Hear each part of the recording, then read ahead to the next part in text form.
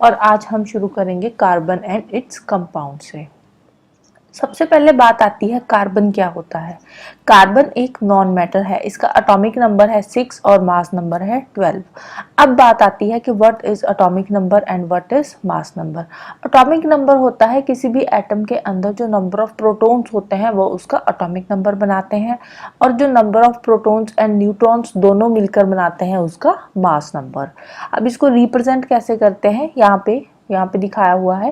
पहले तो लिखते हैं हम किसी भी एटम का सिंबल लिखते हैं, किसी भी एलिमेंट का सिंबल लिखते हैं, उसके बाद उसके नीचे वाली साइड हम एटॉमिक नंबर शो करते हैं और उसके ऊपर वाली साइड शो करते हैं उसका मास नंबर। तो ये क्या है, सिंबल आ गया। सिंबल के जो नीचे नंबर है ये एटॉमिक नंबर है और जो ऊपर वाला नंबर है ये इसका मास नंबर है। पीरियोडिक टेबल में ये ग्रुप 14 में आता है और ग्रुप 4A में आता है। फिर आता है कार्बन की वैलेंसी। कार्बन की वैलेंसी कितनी है, 4 है। वैलेंसी क्या होता है, वैलेंसी होता है कि किसी भी एलिमेंट के साथ और कितने ज्यादा एटम्स उसके साथ अटैच हो सकते हैं, उसको बोलते हैं उसकी वैलेंसी। तो कार्बन की वैलेंसी 4 है। फिर आता है एलोट्रॉपी। एलोट्रॉपी क्या होता है, एलोट्रॉपी वो सब्सटेंसेस होते हैं जिनकी केमिकल प्रॉपर्टीज तो सेम होती है लेकिन फिजिकल प्रॉपर्टीज डिफरेंट होती है, उसको बोलते हैं एलोट्रॉप्स। और ये जो प्रॉपर्टी है इसकी, इसको बोलते हैं एलोट्रॉपी। फॉर एग्जाम्पल कार्बन की एलोट्रॉपीज कौन कौन सी है, डायमंड हो गया, ग्रेफाइट हो गया, चारकोल हो गया।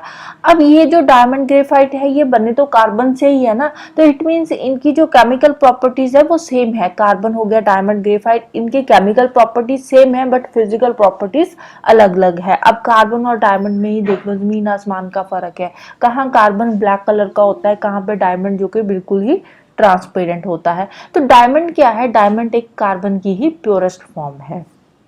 तो इसीलिए कार्बन और डायमंड की केमिकल प्रॉपर्टीज तो सेम है बट फिजिकल प्रॉपर्टीज अलग अलग है।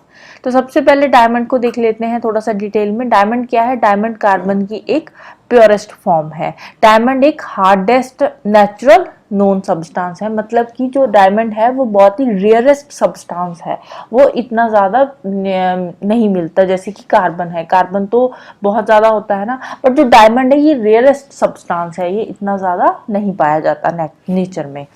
तो जो डायमंड होता है ये ट्रांसपेरेंट होता है और इसकी जो स्पेसिफिक ग्रेविटी है वो है 3.52। स्पेसिफिक ग्रेविटी क्या होती है, स्पेसिफिक ग्रेविटी होती है ratio between the substance and original substance. जिस सब्सटेंस से बना है उसकी रेशियो और जो सब्सटेंस है उसकी रेशियो, उन दोनों की जो रेशियो है उसको बोलते हैं स्पेसिफिक ग्रेविटी।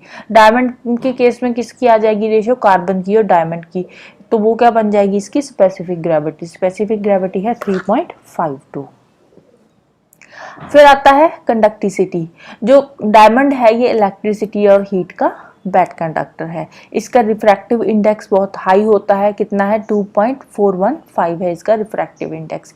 रिफ्रैक्टिव इंडेक्स क्या होता है कि जब किसी भी सब्सटेंस में से बीम ऑफ लाइट पास करती है तो पास करने के बाद वो थोड़ी सी बेंड हो जाती है, और वो कितनी बेंड होती है वो डिपेंड करता है उस सब्सटेंस के रिफ्रैक्टिव इंडेक्स पे। जो डायमंड है ये केमिकली इनर्ट है। केमिकली इनर्ट का मतलब कि ये किसी के भी साथ रिएक्ट नहीं करता, बट जैसे ही हम इसको हीट करते हैं अबव 1500 डिग्री सेल्सियस तो ये ग्रेफाइट में ट्रांसफर हो जाता है।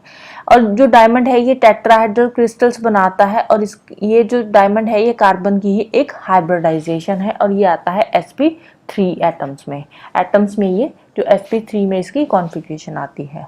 इसका मेल्टिंग पॉइंट और डेंसिटी जो है दोनों ही ज़्यादा है। जो ब्लैक डायमंड्स है इसको बोलते हैं कार्बोनेडो। तो इसमें क्या होते हैं, ब्लैक डायमंड में ग्रेफाइट के कुछ ट्रेसेस होते हैं, मतलब कि जो ब्लैक डायमंड है वो इतनी प्योरेस्ट फॉर्म नहीं होती। ब्लैक डायमंड में ग्रेफाइट के थोड़े बहुत ट्रेसेस पाए जाते हैं और ब्लैक डायमंड को बोलते हैं कार्बोनेटो। फिर आता है ग्रेफाइट। ग्रेफाइट को प्लम्बैगो भी बोलते हैं, ब्लैक लेड भी बोलते हैं। जो ग्रेफाइट होता है ये सॉफ्ट सा एक सब्सटेंस होता है, सॉफ्ट होता है, ग्रीसी होता है, डार्क ग्रेइश कलर का एक क्रिस्टलाइन सॉलिड होता है। और जो ग्रेफाइट है ये हीट और इलेक्ट्रिसिटी का गुड कंडक्टर है। इसकी जो स्पेसिफिक ग्रेविटी है वो है 2.3, और ये कार्बन की एक हाइब्रिडाइजेशन है ग्रेफाइट भी, और ये sp2 2 में आता है और इसका जो स्ट्रक्चर है वो हेक्सागोनल लेयर स्ट्रक्चर है, मतलब कि हेक्सागोनल लेयर्स बनाता है ये। और केमिकली ये डायमंड से ज़्यादा रिएक्टिव है। डायमंड तो इनर्ट था ना, बट ये जो है ग्रेफाइट है ये केमिकली डायमंड से ज़्यादा रिएक्टिव है। इसकी जो लेयर्स होती है ना, अब यहाँ पे हमने देखा कि हेक्सागोनल लेयर स्ट्रक्चर बनाता है, तो इसकी जो लेयर स्ट्रक्चर है ना उसके बीच में वीक वंडरवाल फोर्सेस होती है। वंडरवाल फोर्सेस क्या होती है? ये बेसिकली एक फोर्स ऑफ अट्रैक्शन होती है। तो इनकी लेयर्स के बीच में वीक वंडरवाल फोर्सेस होती है। अब ग्रेफाइट के यूजेस क्या क्या है? ग्रेफाइट को यूज किया जाता है इलेक्ट्रिक फर्नेसेस में, जो इलेक्ट्रोड्स बनते हैं वो ग्रेफाइट के बनाए जाते हैं। क्रूसिबल में या इसको रिफ्रैक्टरी क्रूसिबल बनाने के लिए यूज किया जाता है। जो लेड पेंसिल्स है उनको बनाने के लिए यूज किया जाता है। जो पेंसिल का सिक्का होता है उसको बनाने के लिए ग्रेफाइट यूज किया जाता है। न्यूक्लियर रिएक्टर में इसको एज ए मॉडरेटर यूज किया जाता है। मशीनरी में इसको एज ए लुब्रिकेंट यूज किया जाता है और स्टील मैन्युफैक्चरिंग इंडस्ट्री में इसको as a reducing agent use किया जाता है। फिर आता है हाइड्रोकार्बन्स। हाइड्रोकार्बन्स क्या है? नाम से पता चलता है जो हाइड्रोजन और कार्बन के कंपाउंड्स होते हैं उनको बोलते हैं हाइड्रोकार्बन्स। हाइड्रोकार्बन्स क्या है? ये केमिस्ट्री की एक वो ब्रांच है जिसमें हम हाइड्रोकार्बन और उनके डेरिवेटिव्स के बारे में स्टडी करते हैं, उसको बोलते हैं ऑर्गेनिक केमिस्ट्री। ऑर्गेनिक केमिस्ट्री में बेसिकली हम हाइड्रोकार्बन्स की स्टडी करते हैं और उसके डेरिवेटिव्स की स्टडी करते हैं। जो फर्स्ट ऑर्गेनिक कंपाउंड लेबोरेटरी में बना था वो था यूरिया। तो एग्जाम पॉइंट ऑफ व्यू से ये इन्फॉर्मेशन थोड़ी सी इंपॉर्टेंट हो जाती है।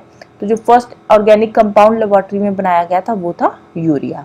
तो नेचुरल सोर्स जो है हाइड्रोकार्बन का वो है पेट्रोलियम। जो नेचुरल सोर्स है जिससे हाइड्रोकार्बन्स बनाए जाते हैं, बाकी के हाइड्रोकार्बन्स बनते हैं, वो है पेट्रोलियम। हाइड्रोकार्बन्स फिर आगे 3 तरह के होते हैं अगर हम इसकी क्लासिफिकेशन देखें तो। कौन कौन से? एक तो saturated hydrocarbons, unsaturated and aromatic hydrocarbons. जो सैचुरेटेड हाइड्रोकार्बन्स होते हैं इनमें जो कार्बन एटम्स होते हैं ना उनके बीच में सिंगल बॉन्ड होता है। सैचुरेटेड हाइड्रोकार्बन्स में जो कार्बन एटम्स होते हैं उनके बीच में सिंगल बॉन्ड होता है। तो जो सैचुरेटेड हाइड्रोकार्बन्स है इनको एल्केन्स या पैराफिन्स भी बोलते हैं।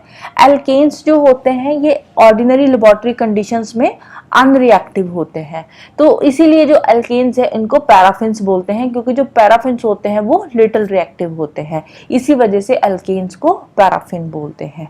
फिर आते हैं second unsaturated hydrocarbons. Unsaturated hydrocarbons वो कार्बन एटम्स होते हैं जिनमें कार्बन एटम्स के बीच में या तो फिर डबल बॉन्ड होगा या फिर ट्रिपल बॉन्ड होगा। अब जहां पे कार्बन एटम्स के बीच में डबल बॉन्ड होगा उनको बोलते हैं एल्कीन्स। जिन हाइड्रोकार्बन्स में कार्बन एटम्स के बीच में डबल बॉन्ड होगा उन हाइड्रोकार्बन्स को बोलते हैं एल्कीन्स। फॉर एग्जांपल एथिलीन हो गया। एथिलीन को यूज किया जाता है फ्रूट्स की नेचुरल राइपनिंग के लिए। फिर आते हैं जिन हाइड्रोकार्बन्स में कार्बन्स के बीच में ट्रिपल बॉन्ड होता है, ठीक है, ट्रिपल बॉन्ड आएगा यहाँ पे, डबल नहीं आएगा। तो जहां पे कार्बन के बीच में ट्रिपल बॉन्ड होता है उनको बोलते हैं एल्काइंस। For example acetylene. या एसिटिलीन को यूज किया जाता है फ्रूट्स की आर्टिफिशियल राइपनिंग के लिए।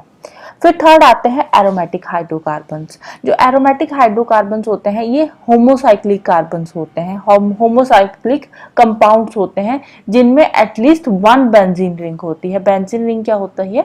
बेंजीन रिंग कुछ इस तरह की होती है। तो इसमें एटलीस्ट 1 बेंजीन रिंग होती है जिसमें जो कार्बन एटम्स होते हैं वो एक दूसरे के साथ alternate single and double bonds बनाते हैं। जैसे कि हम यहाँ पे बात कर लें, ये बेंजीन रिंग में कितने आ जाएंगे? ये 6 कार्बन्स आ गए, तो इनमें ऑल्टरनेट सिंगल और डबल बॉन्ड बनेगा। मतलब इसमें सिंगल आ गया तो इसमें डबल बॉन्ड आ जाएगा, यहाँ पे सिंगल आ गया, यहाँ पे डबल आ गया, यहाँ पे सिंगल आ गया तो यहाँ पे डबल बॉन्ड बन जाएगा। मतलब कि ऑल्टरनेट सिंगल और डबल बॉन्ड्स बनाते हैं यहाँ पे जो कार्बन एटम्स होते हैं। अब अगर हम ग्रीक में बात करें तो ग्रीक में अरोमा का मतलब होता है स्वीट स्मेल। तो इसीलिए जो इसकी क्लासिफिकेशन में जितने भी कंपाउंड्स आते हैं, एरोमेटिक हाइड्रोकार्बन्स की क्लासिफिकेशन में जितने भी कंपाउंड्स आते हैं उन सब की प्लेजेंट स्मेल होती है, बहुत ही अच्छी सी खुशबू होती है, इसीलिए इनको एरोमेटिक कंपाउंड्स भी बोला जाता है। फॉर एग्जाम्पल बेंजीन हो गया, नैप्थलीन हो गया, एंथ्रासीन हो गया। फिर नेक्स्ट आता है आइसोमेरिज्म। आइसोमेरिज्म क्या होता है? 2 या 2 से ज़्यादा ऐसे कंपाउंड्स जिनका मॉलिक्यूलर फॉर्मूला तो सेम हो बट फिजिकल और केमिकल प्रॉपर्टीज डिफरेंट हो, ठीक है। 2 या 2 से ज़्यादा ऐसे कंपाउंड्स जिनका मॉलिक्यूलर फॉर्मूला तो सेम होता है लेकिन फिजिकल और केमिकल प्रॉपर्टीज अलग अलग होती है, ऐसे कंपाउंड्स को बोलते हैं आइसोमर्स, और ये जो फिनोमेना है इसको बोलते हैं आइसोमेरिज्म। फिर आता है पेट्रोलियम। पेट्रोलियम क्या है? लैटिन में अगर हम बात करें तो पेट्रा का मतलब होता है रॉक और ओलियम का मतलब है ऑयल, मतलब कि रॉक से जो ऑयल निकलता है उसको बोलते हैं पेट्रोलियम। तो पेट्रोलियम क्या होता है? ये डार्क कलर का ऑयली लिक्विड होता है और इसकी ऑफेंसिव ऑर्डर होता है, मतलब बहुत ही गंदी स्मेल होती है। ऑर्डर का मतलब होता है स्मेल, तो इसका ऑफेंसिव ऑर्डर होता है। और ये मिलता कहाँ है? ये अर्थ सरफेस के अंडर मिलता है, बहुत ज़्यादा डेप्थ में ये पेट्रोलियम पाया जाता है। अब अर्थ सरफेस के अंदर बहुत ज़्यादा डेप्थ में पाया जाता है, इसीलिए इसको रॉक ऑयल, मिनरल ऑयल या क्रूड ऑयल भी बोला जाता है, right. So that's all about today. Next हम करेंगे फ्यूल्स के बारे में। तो जाने से पहले वीडियो को लाइक कर देना, शेयर कर देना और चैनल को सब्सक्राइब कर लेना। Thank you, bye bye and have a nice day.